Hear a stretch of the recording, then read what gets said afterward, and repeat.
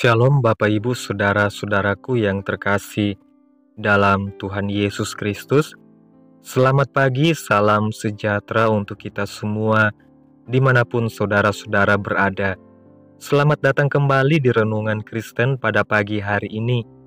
Kiranya saudara semua dalam keadaan sehat selalu, dan semoga damai dan sukacita oleh Roh Kudus melimpah dalam hati dan kehidupan saudara semua. Pada pagi hari ini sebelum kita mendengarkan renungan firman Tuhan, mari terlebih dahulu kita berdoa. Bapa kami yang ajaib, Bapa yang kekal, Bapa di dalam kerajaan surga, Bapa yang kami muliakan dan kami sembah, di dalam nama Tuhan Yesus Kristus. Kami mengucap syukur Tuhan, oleh karena anugerah-Mu di sepanjang hidup kami, hingga pada pagi hari ini, kami boleh ada lagi sebagaimana kami ada, semua karena berkat dan anugerah Tuhan dalam kehidupan kami. Pada pagi hari ini ya Tuhan, kami akan mendengarkan firman-Mu. Berbicaralah ya Tuhan, jamah hati kami, berikan kami pengertian untuk dapat memahami firman-Mu, dan ajar kami untuk dapat melakukan firman-Mu di sepanjang kehidupan kami. Berfirmanlah ya Tuhan, kami sudah siap mendengarkan. Dalam nama Tuhan Yesus kami berdoa. Amin. Bapak Ibu Saudara-saudaraku yang terkasih, di tengah-tengah kehidupan yang penuh tantangan dan pergumulan, kita seringkali berhadapan dengan situasi di mana harapan tampak samar dan solusi terasa jauh dari jangkauan. Pada saat-saat seperti ini, kita dihadapkan pada pilihan yang krusial. Akankah kita hidup berdasarkan apa yang kita lihat atau berdasarkan iman kita kepada Tuhan?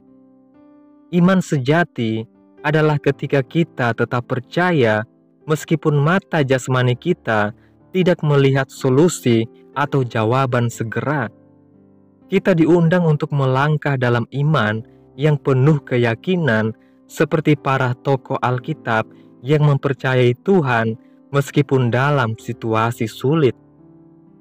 Iman bukanlah sesuatu yang muncul dengan sendirinya, tetapi iman harus diuji dan dibangun melalui pengalaman hidup. Ketika kita dihadapkan pada masalah atau penderitaan, itulah saatnya iman kita diuji, dan melalui ujian tersebut kita dipanggil untuk mempercayakan seluruh hidup kita kepada Tuhan, meskipun kita belum melihat tanda-tanda pertolongan atau kelepasan. Keyakinan inilah yang membuat kita berbeda dari dunia. Kita tidak mengandalkan apa yang terlihat, tetapi apa yang tidak terlihat, janji-janji Tuhan yang kekal. Dalam kitab 2 Korintus pasal 5 ayat 7 mengatakan, sebab hidup kami ini adalah hidup karena percaya, bukan karena melihat. Sebelum Saulus menjadi Paulus, ia seorang pembunuh yang mengejar anak-anak Tuhan untuk dibunuh olehnya. Tetapi akhirnya dia bertobat sungguh-sungguh ketika Allah hadir dalam hidupnya. Seringkali kita sudah bertobat, tetapi kehidupan kita ibarat kapal selam yang timbul tenggelam. Kita tidak sungguh-sungguh dalam mengiring Tuhan. Berbeda dengan Paulus, ketika dia dipulihkan Tuhan, kehidupannya diserahkan seutuhnya kepada Tuhan. Dia pakai hidupnya sungguh-sungguh dalam mengiring dan melayani Tuhan.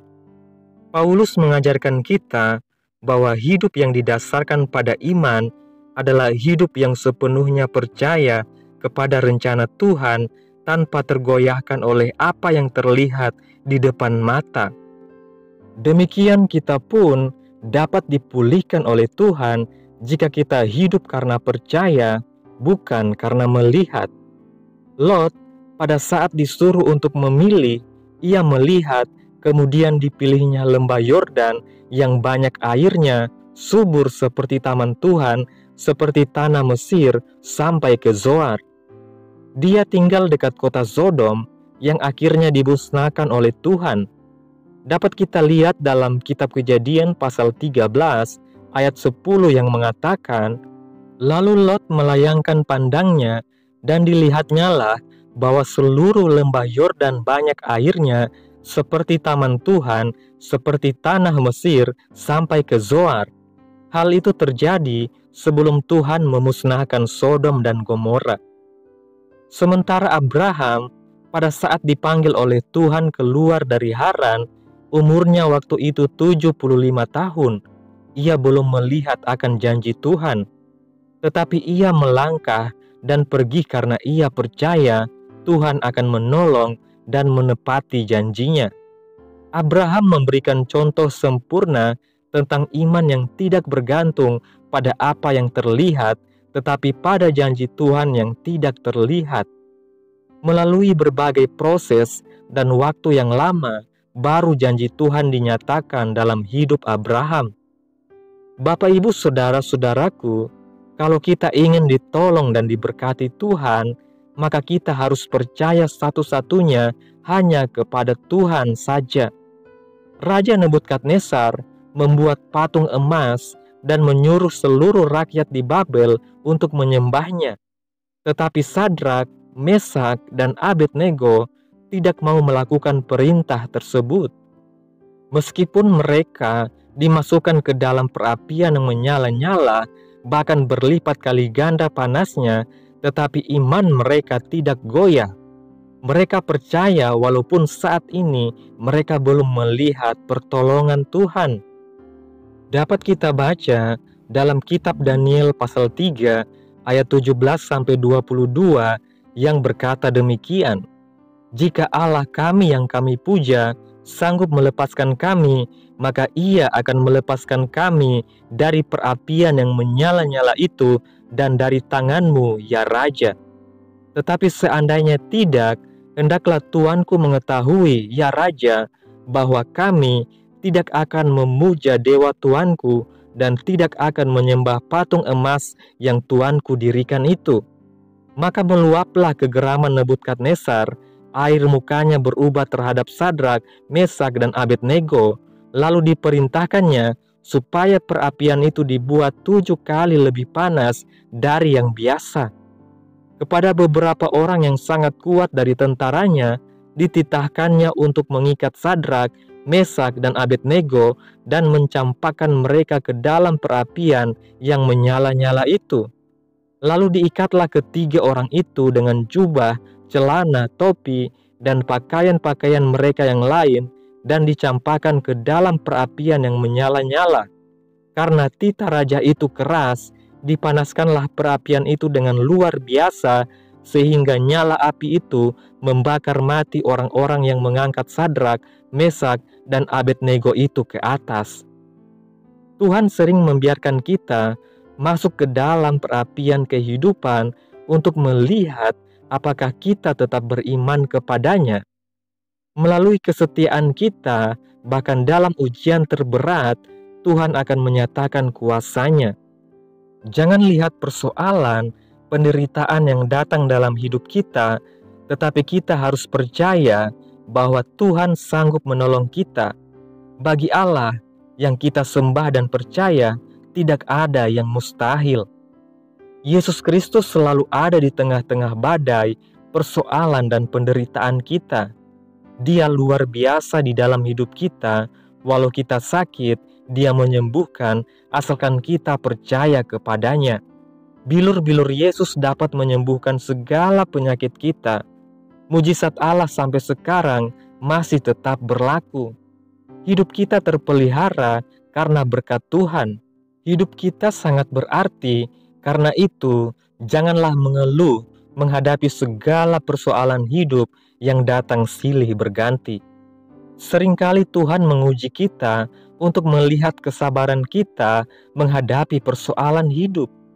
Ia ingin kita tetap mempercayainya meskipun apa yang diharapkan belum terjadi.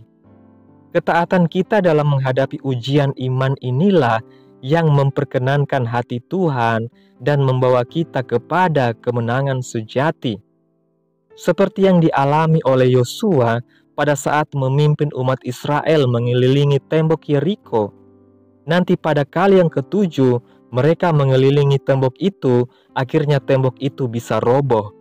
Setebal apapun persoalan dan penyakit kita, jika kita menghadirkan Yesus, percaya kepadanya, maka Ia akan menolong kita. Ayub, seorang yang kaya, terpandang, dan dihormati, waktu dia diuji, kehilangan segala yang dimilikinya, ia tetap percaya dan tetap setia kepada Tuhan, sehingga Tuhan memulihkannya dan hidupnya dibaharui oleh Tuhan. Kehidupan Ayub mengajarkan kita bahwa setiap ujian yang kita hadapi akan menghasilkan pembaruan jika kita tetap percaya kepada Tuhan. Demikian juga, kalau kita tetap percaya kepada Tuhan, hidup kita akan dipulihkan dan dibaharui dari hari ke hari oleh Tuhan. 2 Korintus pasal 4 ayat 16 mengatakan, "Sebab itu kami tidak tawar hati, tetapi meskipun manusia lahiria kami semakin merosot, namun manusia batinia kami dibaharui dari sehari ke hari."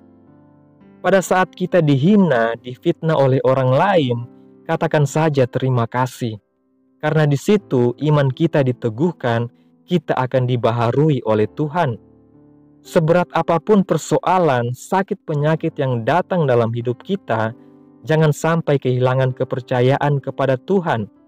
Apa artinya kekayaan dan semua yang kita miliki kalau kita kehilangan kepercayaan kepada Tuhan Yesus?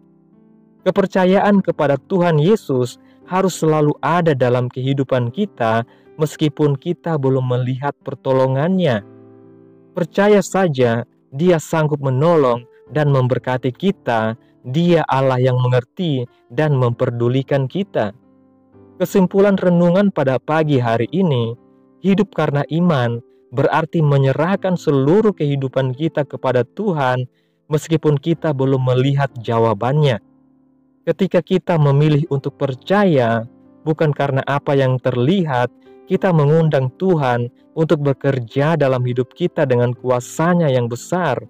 Seperti Paulus, Sadrak, Mesak, Abednego, dan Ayub, mari kita belajar tetap teguh dalam iman kita kepada Tuhan, karena Dia selalu memiliki rencana dan waktu yang sempurna untuk setiap situasi.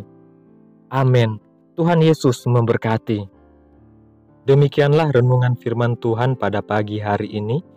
Biarlah menjadi berkat bagi kita semua dan dapat kita lakukan dalam setiap kehidupan kita. Pada pagi hari ini, sebelum kita memulai segala aktivitas kita di hari ini, mari kita berdoa. Bapa kami yang ada dalam kerajaan sorga, Bapa yang kami puji dan kami muliakan, Bapa di dalam nama Tuhan Yesus Kristus. Kami bersyukur Tuhan atas pertolongan-Mu dan penyertaan-Mu, serta atas berkat-Mu dalam hidup kami. Kami berbahagia dan bersyukur atas kebaikan Tuhan pada hari ini. Tak berkesudahan kasih setia Tuhan, tak habis-habisnya rahmat-Mu, selalu baru tiap pagi, besar kesetiaan Tuhan dalam hidup kami. Kiranya apa yang telah Engkau firmankan pada hari ini, dapat kami tanam di dalam hati kami masing-masing, dan kuatkanlah kami untuk melakukan apa yang telah Engkau firmankan sesuai dengan kehendak-Mu. Biarlah perkataan-Mu menyegarkan jiwa kami, menghidupkan hati yang lemah dan lesu, dan membangkitkan harapan dan kasih. Berkati umat-Mu yang sudah mendengarkan firman Tuhan pada pagi hari ini. Berkati di setiap saat, tempat, dan kondisi hidup mereka, agar senantiasa selalu merindukan dan membutuhkan firman-Mu sebagai pelita kebenaran yang memerdekakan dan penghiburan yang menguatkan. Ajarilah kami bahasa firman-Mu dan bimbinglah kami untuk selalu hidup sesuai kehendak-Mu, agar kami selalu dekat kepadamu. Terima kasih Tuhan Yesus buat kesempatan hidup yang masih Engkau berikan. Kami mau pakai untuk hormat dan kemuliaan nama-Mu. Segala pergumulan dan persoalan kami serahkan di dalam tangan-Mu. Engkau yang akan menyelesaikannya bagi kami. Kami hanya berharap kepadamu.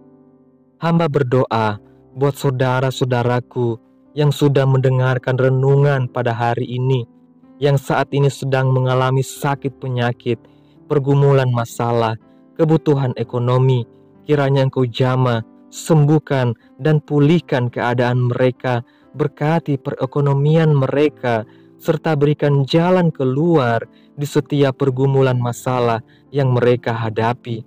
Dan ajarlah kami ya Tuhan, untuk selalu berharap dan percaya sepenuhnya kepada Tuhan Yesus. Kiranya Tuhan Yesus terus memberkati kehidupan kami, keluarga kami, sanak saudara kami, daerah tempat tinggal kami, bangsa dan negara kami, pemerintah-pemerintah kami. Biarlah semuanya dalam perlindungan Tuhan dan jadilah sesuai kehendak-Mu yang terbaik dalam kehidupan kami. Pada hari ini ya Tuhan, kami anak-anak-Mu akan melakukan berbagai aktivitas. Kami akan bekerja dan menjalankan tanggung jawab kami. Kiranya Tuhan yang mampukan. Kami serahkan seluruh rencana dan agenda hari ini ke dalam tangan Tuhan. Biar Tuhan yang berkarya dan biarkan semua rencana sesuai dengan kehendak Tuhan. Ampuni dosa dan kesalahan kami.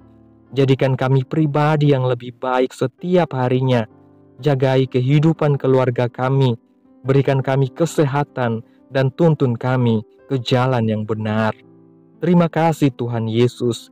Ini yang menjadi doa kami. Mari sama-sama kita berdoa Bapa kami. Bapa kami yang di surga, dikuduskanlah nama-Mu, datanglah kerajaan-Mu, jadilah kehendak-Mu di bumi seperti di surga. Berikanlah kami pada hari ini makanan kami yang secukupnya, dan ampunilah kami akan kesalahan kami, seperti kami juga mengampuni orang yang bersalah kepada kami. Dan janganlah membawa kami ke dalam pencobaan, tetapi lepaskanlah kami daripada yang jahat, karena Engkaulah yang mempunyai kerajaan dan kuasa dan kemuliaan sampai selama-lamanya. Amin.